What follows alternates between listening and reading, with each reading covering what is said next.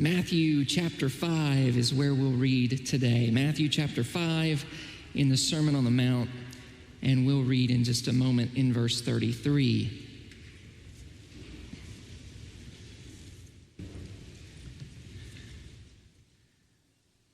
Now, for the first slide for today, Jen, it's a proverb, I think.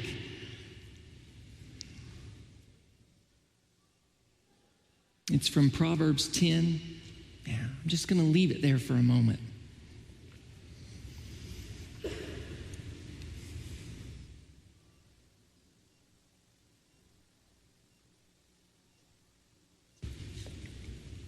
This puts me in a little bit of a predicament, doesn't it?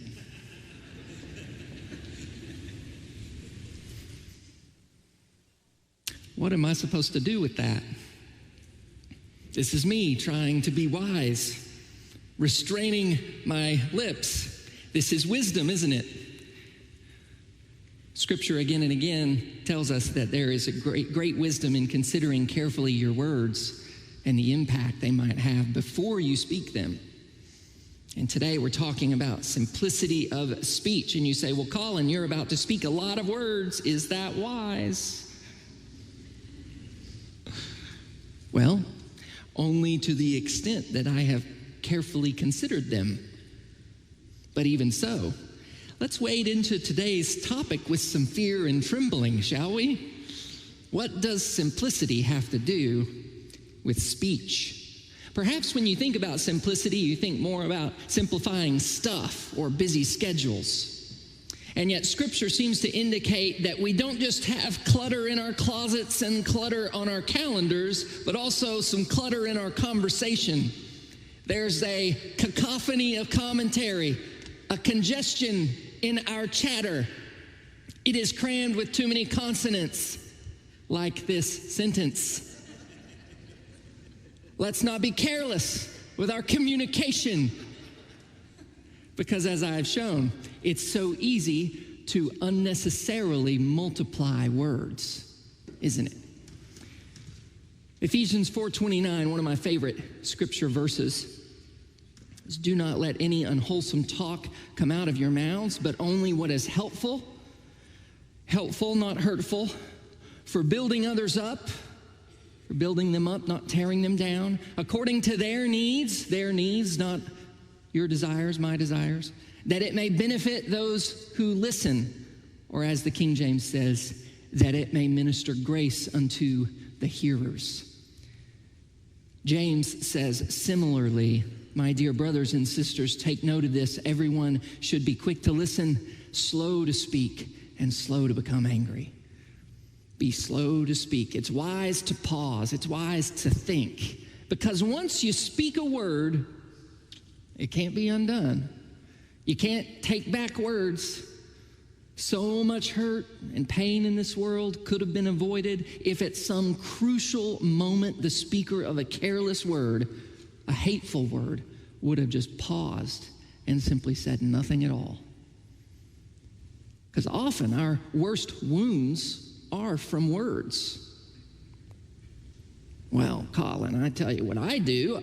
I just don't think before I speak. I just say the first thing that pops into my head, and that always works out for me. Said no one ever. But even though we know the damage that we can do with our words, and even though we think it's wise, and we know it's wise to pause and think before we speak, why haven't we been able to tame the tongue? Because it's not just a matter of the tongue, but of the heart. Jesus tells us that it's out of the overflow of the heart that the mouth speaks. That a good man brings good things out of the good stored up in his heart, and an evil man brings evil out of the evil stored up in his heart, which means that your words bring out what's in your heart. It's like your words are the point where your inner life meets up with your outer life, where what's inside kind of spills out over to the outside. And sure, your inner life can remain hidden for a while behind a filter. You can filter your words so that they don't really show what's in you, but at some point, When anger crops up quick enough in your heart, it takes control of your mouth and bypasses that filter, and you say something you didn't intend to say, and you say, I didn't mean it, except it was in you. It just came out before the filter could catch it. And it does just as much damage. And I'm not saying that filtering your words is always bad. Just depends on what kind of filter it is. Listen to what Jesus says in Matthew chapter 5, verse 33. He says, again, you've heard that it was said to people long ago, do not break your oath, but fulfill to the Lord the vows you've made. But I tell you, do not swear an oath at all, either by heaven, for it is God's throne, or by the earth, for it's his footstool, or by Jerusalem, for it is the city of the great king. And do not swear by your head, for you cannot make even one hair white or black. All you need to say is simply yes or no. Anything beyond this comes from the evil one. Let your yes be yes, and your no be no. Now, can you imagine a world where all our conversation was so genuine and so truthful and so dependable that you never had to wonder whether someone was concealing something? That you never had to wonder if someone was really going to follow through with what they said, whether they were a salesperson or a businessman or woman or a politician. You could take their yes or you could take their no or whatever they said as absolutely believable without seeking any further reassurance. Or just saying yes and letting it stand without needing to convince or provide further evidence, because such was the trustworthiness of your word. Can you imagine if every compliment was offered from true simplicity, not given out of flattery or a desire to manipulate or to get anything from someone? Or if every time someone said, I'm fine, they really meant it, or else they wouldn't say it. That is simplicity of speech. To speak what's true and trust God with the rest. To speak what you intend without any cross purposes or competing agendas. To speak the truth in love. It's the opposite of duplicity, where words mask what is true or are spoken to mislead. Jesus rejects the kind of duplicity that he saw in the Jewish religious leaders who said, well, the Old Testament says that I have to fulfill any oath that invokes the name of God. So if I don't swear by the name of God, then does that mean I don't have to keep my vow? You see the loophole that Jesus is attacking? Because the law demands that a person remain true when they swear by the name of God. So it's not really breaking the law if I swear by the holy city, Jerusalem, and then don't fulfill my vow. As long as I don't swear by God's name, that's what the law says. It says I have to fulfill that vow. I could vow anything impressive sounding without obligation, as long as I didn't swear by God's name. The oath became something that helped mask the true intent of the heart. That is duplicity. They were serving two masters. I can appear honest and sincere while also manipulating with an empty promise. But there's also something else here. It seems to me that there's a great deal of humility involved in simply letting your word stand as it is. To let your yes be yes, and anything beyond that, Jesus says, is from the evil one. Which means you're not trying to convince or coerce or manipulate with words beyond that. The religious leaders probably sounded very impressive. They probably sounded very religious when they swore by the temple and by the holy city, Jerusalem. But simply letting yes mean yes and not feeling the need to multiply oaths, that is not only honest, but it is clear and humble speech. The more I thought about simplicity when it comes to my own words this week, the more the Lord brought me back to the idea of humility. And I want to suggest that if we're going to speak more like Jesus spoke, it will look like humility. After all, isn't that what Paul is getting at when he says, Speak only what is helpful for building others up according to their needs, that it may give grace to those who hear. The focus is totally other-centered in that verse. Their needs, building others up, that it may give grace to the ones who hear. That is a humble way to speak, an other-centered way to speak. Which leads me to think that perhaps our speech is one of the absolute best places to make real spiritual progress in the area of humility. Just think about Jesus. Jesus seemed to have an amazing ability to always speak a word that was fitting for every situation he was in and every person he was with, to rebuke the religious leaders when it was needed, to speak gently to the woman caught in adultery, to ask probing questions of the woman at the well, and to respond brilliantly when questioned about paying taxes. He blessed when it was time to bless. He spoke wisdom for those who were eager to learn. But all of that was combined with the incredible humility to meet people precisely where they were at. Can you imagine the kinds of things, how many things Jesus knew? Can you imagine the insight and the wisdom that Jesus had that he never shared with anyone? At the end of the story of the gospel, or at the end of the Gospel of Luke, there's this story about Jesus walking with two disciples to Emmaus. And Jesus is walking with them, and it says, and beginning with Moses and all the prophets, he explained to them what was said in all the scriptures concerning himself. And what's so amazing about that is not just that Jesus understood how all the scriptures related to him, and wouldn't you love to be there to hear that, but that up until that point, Jesus hadn't revealed all of that knowledge because it wasn't time yet. Jesus was constantly restraining himself to meet people with where they were at, with what they could understand at that moment, because his goal was not to show how much he knew. As we practice simplicity of speech this week, I want to give you a few challenges that will season our speech with more humility. And the first one is this: refrain from offering your knowledge until asked for it. Try that for a week. I really enjoyed school growing up. I liked the classroom because I wanted to show what I know. I liked tests even because I wanted to show what I know. And maybe that's not bad, but in conversations, in my everyday talking, guess what? I wanted to show what I know. Now, if someone asks you a question, maybe answering, with what you know is not necessarily a bad thing. But if somebody else is like telling a story and you stop them to correct them on some inaccuracy because they got something wrong, that's not a good habit to have. Spouses are helpful in these situations, aren't they? After I'd been married to Candace a while, she told me, you never say, I don't know. This was like a couple of years.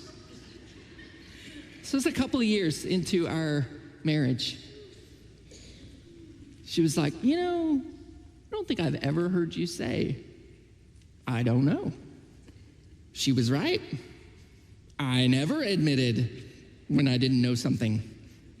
That's a problem. When someone tells you something and you say, yeah, I know, like you already knew, even though you didn't know, that's a problem. That's image management. It's duplicitous. It's misleading. So maybe this week, try not sharing what you know unless you are asked. Sometimes that's hard. It's hard to withhold your opinion on something when you have some great wealth of knowledge to share. Others might be giving their opinion about something that you know much more about. Refrain from offering what you think until you're asked. Seek for others to be heard before yourself. Of course, if someone is seeking your advice or asks your opinion, you might even be in the business where somebody comes and needs your expertise on something. Share freely what you think is helpful to them, but don't use that as an opportunity to show how much you know. If you struggle with this like I do, it might be helpful just to practice admitting when you don't know something. This is one way to just strike a blow to your pride, which says, I want to be noticed. I want to be impressive. You can say, nope, not today. But not only that, it will simplify things, I think, by preventing much unnecessary sharing of knowledge that, to be honest, people don't really care about, do they? They don't care about how much you know until what? They know how much you care. There's some truth in that. That's the more humble way to speak, isn't it?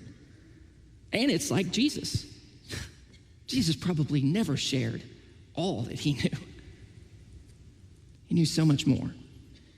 The next way we can speak with humility, like Jesus, is to find the balance between speech and silence. Jesus did this well. Jesus was silent before the high priest when silence was needed.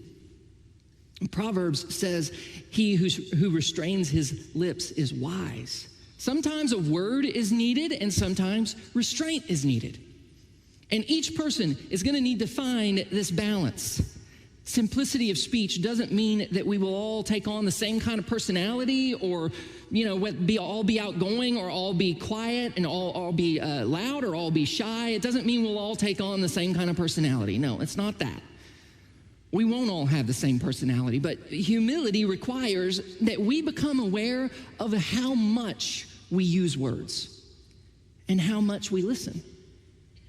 It is prideful and self-indulgent to always dominate conversation without ever listening.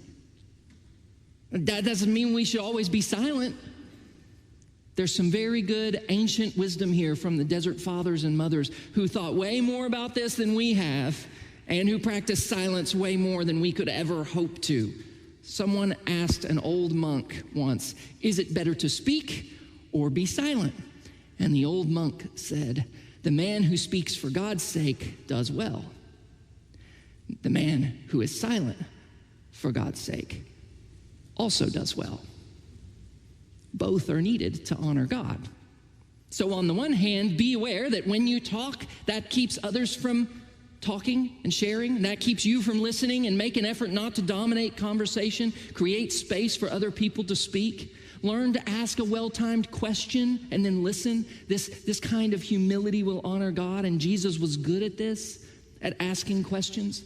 And then on the other hand, if you're in this situation where you fear speaking up because of what others will think, well, then remaining quiet is not a virtue. Silence is often needed, but silence can sometimes be your fear of sharing something that would benefit other people, but you're afraid maybe of what other people might think. But you need to be sensitive to share, even if maybe you're afraid, and not try to manage other people's opinions. Sometimes silence can be passive-aggressive if you're punishing people by not talking. So there's a right proportion to all these things. And the ancient fathers and mothers said this, a man may seem to be silent, but if he condemns others in his heart, he is babbling ceaselessly. Isn't that good? What they're saying is that the goal is not just to stifle or filter our words. That's not the goal. Silence in itself is not a virtue. Underneath might be a heart of anger or fear. So be sensitive to where God might be leading you. Probably he's leading most of us to speak less and a few of us to speak more, and leading all of us to listen with more humility. So find that balance between speech and silence. The next thing is this: stop interrupting people. Humility requires that we do this. Paul tells us to, in humility, value others above ourselves. What if we valued other people's words as more important than our own? Stop interrupting people. And also, along the same lines this week, try not to have the last word every single time. Try not to add something else to what someone else has said. Just let it be. This is one way to love each other better and to model the humility of Jesus. It's going to be hard, but it is a more humble way to speak. Next thing to practice, be completely honest. Try this. This is harder than you think. You think, oh, I'm an honest person. Well, examine carefully what you say this week.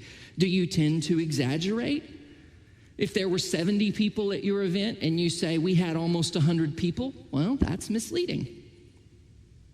If your boss asks if you did something and you were about to do it, don't say, yeah, I did it, and then go do it very quickly. Just say, no, I haven't done that yet. I'd be happy to get on that right now. Do you tend to skip over information that puts you in a bad light? Do you tell people that you're praying for them, but you aren't? What would it look like to be completely honest?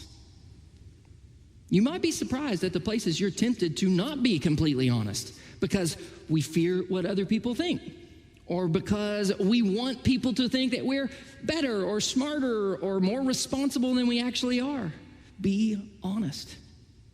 And then trust God with other people's opinions of you. Someone once said, other people's opinions of me is none of my business.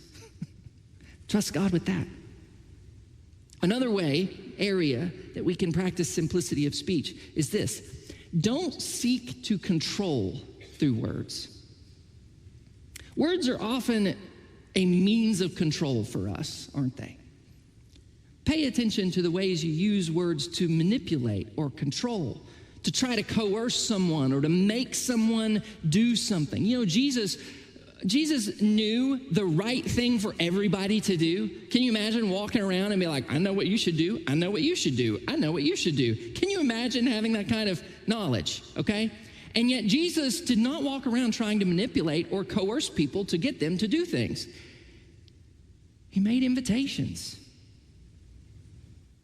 Think about the way you use words. Are you flattering someone because you want something from them?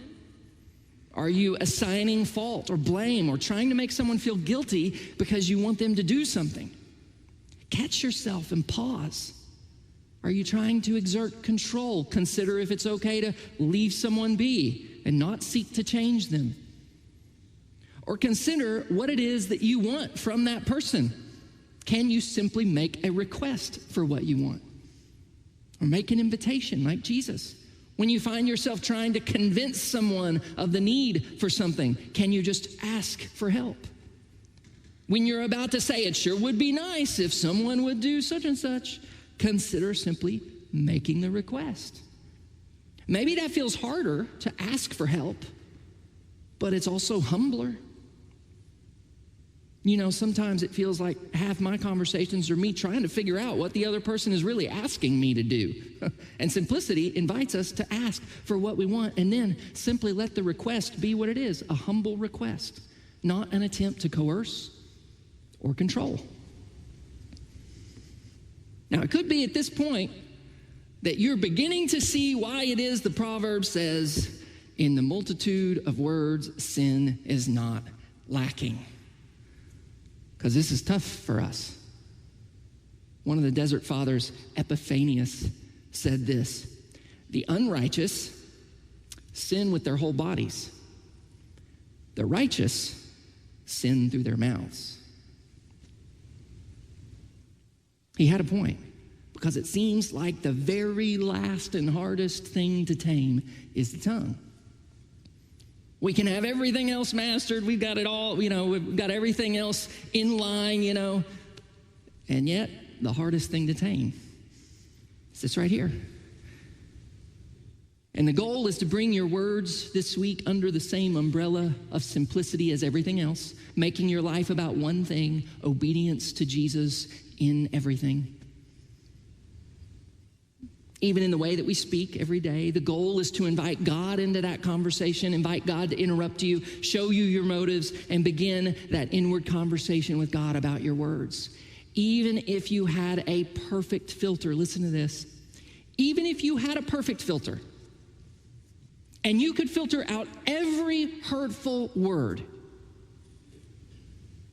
and all of your words were polite and nice, but you failed to align your heart with Jesus' heart, you will have missed it. Because Jesus doesn't invite us to just filter everything so that we're nice. He desires that we speak the truth in love, that we use words to love, to bless, to bring life, to impart wisdom. There is a higher vision for how we speak than just niceness. And what if this week you stopped yourself just a few times each day, maybe 3 times each day, make it your goal, once in the morning, once around midday, once in the evening, to stop yourself before speaking and you think, is this word spoken from humility? Am I trying to be interesting rather than being interested in the other person? Am I trying to make this conversation about me? Does humility require me to be silent and listen here? Have I been too eager to show what I know? Have I been completely honest? Have I interrupted anyone? Am I trying to control or manipulate with my words? If I want something, can I humbly request it? Can I speak fewer words, but with greater love? We have to consider the possibility that God did not give us words solely for the purpose of expressing ourselves. Probably mostly, he gave us words for the purpose of expressing his love through us. Jesus is our teacher here, and what we're seeking is to speak like Jesus would speak if he were me on my street with my neighbors, in my family, and had my personality and my Oklahoma accent. How would Jesus speak if he were me in this situation with my people and location? So that then maybe at least some of the time, people might hear more of Jesus than of me. Let's pray.